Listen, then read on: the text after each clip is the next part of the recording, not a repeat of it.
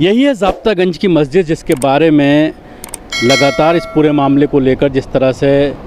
अमातुल्लाह खान ने प्रधानमंत्री को लेटर लिखा है और उसके साथ ही शहरी विकास मंत्री को भी लिखा है। जिस तरह से यहाँ पर सेंट्रल विस्टा का प्रोजेक्ट आप देख सकते हैं कि मलबा पड़ा हुआ है और जो यहाँ पर ये पानी का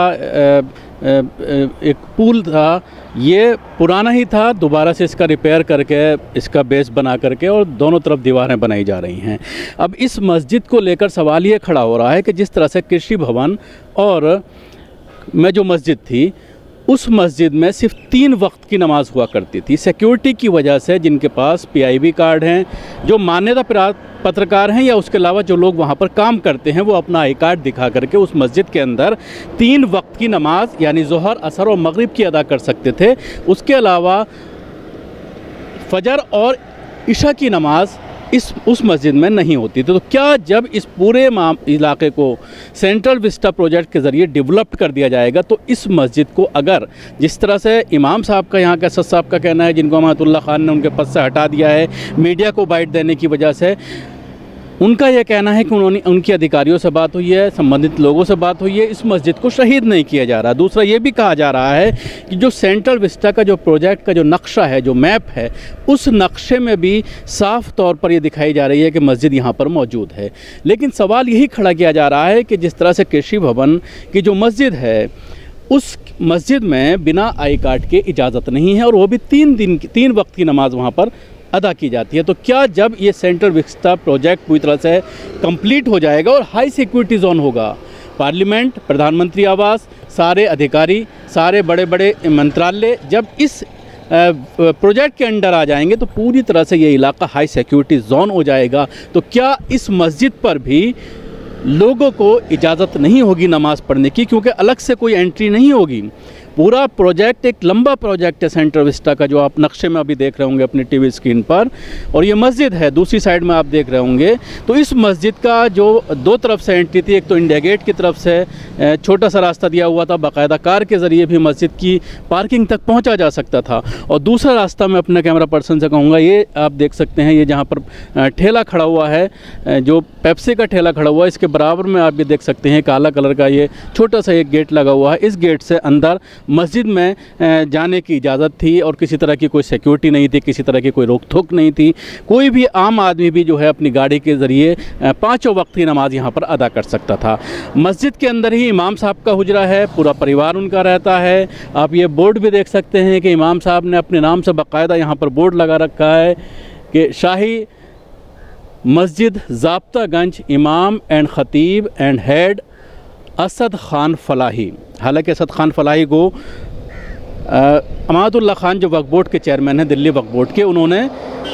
4 तारीख को एक लेटर उनको दिया है और उनको सस्पेंड कर दिया गया है। लेकिन अभी भी वो यहाँ पर नमाज़ पढ़ा रहे हैं और उनकी फैमिली, उनका परिवार यहाँ पर रह रहा है। तो सवाल यही खड़ा हो रहा है कि जब ये पूरा इलाका हाई सिक्योरिटी जोन में आ जाएगा, तो किस तरह से लोग मस्जिद के अंदर पहुँच पाएंगे, या फिर कृषि भवन का जिस तरह से हाल है। हालांकि कृषि भवन की मस्जिद के बारे में ये कहा जा रहा है कि वो शायद मस्जिद बच ना पाए, उसके बारे में मैं आपको अगली स्टोरी में बताऊँगा। लेकिन फ़िलहाल इस मस्जिद को लेकर जिस तरह से बहस छिड़ी हुई है, ज़्यादातर लोगों का ये कहना है कि नक्शे में मौजूद है, और दूसरी बात ये कही जा रही है इमाम साहब के ज़रिए कि उन्होंने अधिकारियों से बात की है। लेकिन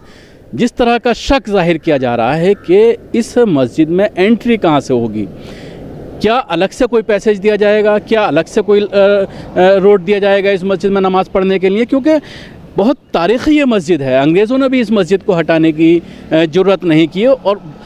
उससे पहले से यहाँ पर ये मस्जिद मौजूद है लगातार, और 5 वक्त की नमाज़ बाकायदा इस मस्जिद के अंदर अदा की जाती है। तो अब ये देखने वाली बात ये होगी कि इस पूरे मामले में जिस तरह से मुसलमान परेशान हैं, पशोपेश में हैं कि इस प्रोजेक्ट के अंदर 5-6 मसाजिद हैं जो पूरी तरह से आ रही हैं, इन मसाजिद को किस तरह से बचाया जाए। उत्तर प्रदेश में जिस तरह से मसाजिद के ऊपर हमले हो रहे हैं, जिस तरह से 2 मस्जिद बाराबंकी और खतौली की मस्जिद दोनों ही शहीद कर दी गई, लेकिन कोई आवाज़ नहीं उठाई गई। इस मामले को लेकर अब कुछ NGO इकट्ठा हो रही हैं और बार बार लेटर लिखा जा रहा है, लेकिन किसी लेटर का कोई जवाब नहीं दिया जा रहा, जिससे आप अंदाज़ा लगा सकते हैं कि सरकार पूरी तरह से इस पर स्थिति स्पष्ट नहीं कर रही है कि इस प्रोजेक्ट के अंदर ये मस्जिद आएगी या नहीं आएगी। इस मस्जिद के बारे में क्या कहना है, कई लेटर लिखे जाने के बावजूद सामाजिक कारकुनों के ज़रिए, कुछ वकीलों के ज़रिए, लेकिन सरकार की तरफ से कोई जवाब ना आना ये दर्शाता है कि कहीं ना कहीं सरकार की नीयत में कहीं ना कहीं खोट है।